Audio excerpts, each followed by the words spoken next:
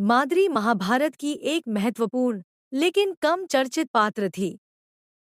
वह हस्तिनापुर के राजा पांडु की दूसरी पत्नी और मद्र देश के राजा शल्य की बहन थी। उनकी कहानी प्रेम, बलिदान और अटूट निष्ठा से भरी हुई है। माद्री सुंदर और दयालु थीं। पांडु के जीवन में उनकी पहली पत्नी कुंती पहले से ही थी, लेकिन दोनों रानियों के बीच एक दूसरे के प्रति गहरा सम्मान था। पांडु पर ऋषि किंडम द्वारा श्राप दिया गया था कि यदि उन्होंने अपनी पत्नियों को स्पर्श किया तो उनकी मृत्यु हो जाएगी। इस कारण से पांडु ने अपना राजपाट छोड़ दिया और कुंती और माद्री के साथ वनवास में चले गए। यह श्राप माद्री के जीवन पर गहरा असर डालने वाला था, क्योंकि वह और पांडु एक दूसरे से अत्यंत प्रेम करते थे। पांडु ने अपने वंश को आगे बढ़ाने के लिए अपनी पत्नियों से संतान उत्पन्न करने का अनुरोध किया, परंतु बिना उनकी सहभागिता के। कुंती के पास एक वरदान था, जिससे वह किसी भी देवता का आह्वान करके संतान प्राप्त कर सकती थी। इस वरदान से उन्होंने युधिष्ठिर, भीम और अर्जुन को जन्म दिया। इसके बाद पांडु के अनुरोध पर कुंती ने यह वरदान माद्री के साथ भी साझा किया। माद्री ने अश्विनी कुमारों नासत्य और दसरा का आह्वान किया, जिन्होंने उन्हें दो पुत्रों नकुल और सहदेव का वरदान दिया। माद्री अपने पुत्रों से बहुत प्रेम करती थी और उन्हें संजीवनी, शक्ति और ज्ञान से परिपूर्ण किया। लेकिन एक दिन दुखद घटना घटी, जब पांडु माद्री के प्रति प्रेम में आकंठ होकर उन्हें गले लगा बैठे, जिससे श्राप टूट गया और उनकी मृत्यु हो गई। इस घटना से माद्री को गहरा दुख हुआ और उन्होंने भी पांडु के साथ अपने जीवन का बलिदान देने का निर्णय किया, जबकि कुंती ने उन्हें बच्चों के लिए जीवित रहने के लिए बहुत आग्रह किया। माद्री का यह अंतिम बलिदान उनके पांडु के प्रति समर्पण और कर्तव्य की भावना को दर्शाता है। उन्होंने अपने पुत्रों को कुंती को सौंप दिया, जो उन्हें अपने बच्चों की तरह पालेंगी।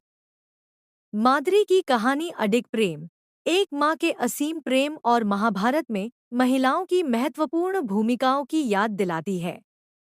उनकी विरासत नकुल और सहदेव में जीवित रही, जो अपनी माँ के समान गौरव, विवेक और साहस का प्रतीक बने। माद्री की कहानी में और भी गहराई है। वह केवल एक सुंदर रानी या एक पत्नी नहीं थी, बल्कि उनके चरित्र में त्याग, निष्ठा और साहस का अनोखा मिश्रण था। महाभारत के युग में, जब पुरुषों की वीरता और बलिदान पर ज्यादा ध्यान दिया जाता था, माद्री ने अपनी गुप्त शक्ति, धैर्य और समर्पण से एक ऐसी मिसाल पेश की, जिसे हमेशा याद रखा जाएगा। माद्री का जीवन भले ही पांडु के साथ बंधा था, लेकिन उनकी अपनी पहचान और भावनाएं थी। पांडु का श्राप से पीड़ित जीवन उनके लिए दुख और दर्द का कारण बना, लेकिन माद्री ने कभी अपने कर्तव्यों से मुख नहीं मोड़ा। जब पांडु ने उनसे संतान उत्पन्न करने के लिए देवताओं का आह्वान करने का आग्रह किया, तब माद्री ने अश्विनी कुमारों का आह्वान किया, जो सौंदर्य, बुद्धिमता और सामर्थ्य के प्रतीक थे। इस आह्वान से उन्हें दो जुड़वा पुत्र नकुल और सहदेव प्राप्त हुए, जो आगे चलकर पांडवों के 5 भाइयों में सम्मिलित हुए। नकुल और सहदेव माद्री के लिए सिर्फ पुत्र नहीं, बल्कि उनकी पूरी दुनिया थे। वह उन्हें न केवल एक माँ के रूप में पाल रही थी, बल्कि उन्हें भविष्य के योद्धाओं और कुशल नायकों के रूप में तैयार कर रही थी। माद्री ने उन्हें साहस, संयम और न्यायप्रियता की शिक्षा दी। उनकी परवरिश का असर नकुल और सहदेव के व्यक्तित्व में साफ झलकता है, जो आगे चलकर अपने साहस, विनम्रता और समर्पण के लिए प्रसिद्ध हुए। लेकिन माद्री का सबसे बड़ा बलिदान उनके अंतिम क्षणों में दिखाई देता है। जब पांडु ने अनजाने में श्राप का उल्लंघन कर दिया और उनकी मृत्यु हो गई, तब माद्री ने भी उनके साथ अपनी जान देने का निर्णय लिया। यह केवल उनके पति के प्रति प्रेम नहीं था, बल्कि उनके साथ उनके दुख और श्राप को भी साझा करने की भावना थी। वह जानती थी कि पांडु की मृत्यु के बाद उनके बिना जीवन उनके लिए अधूरा और पीड़ादायक होगा। इस कारण उन्होंने कुंती से अपने बच्चों की देखभाल करने का आग्रह किया और स्वयं को पांडु की चिता में समर्पित कर दिया।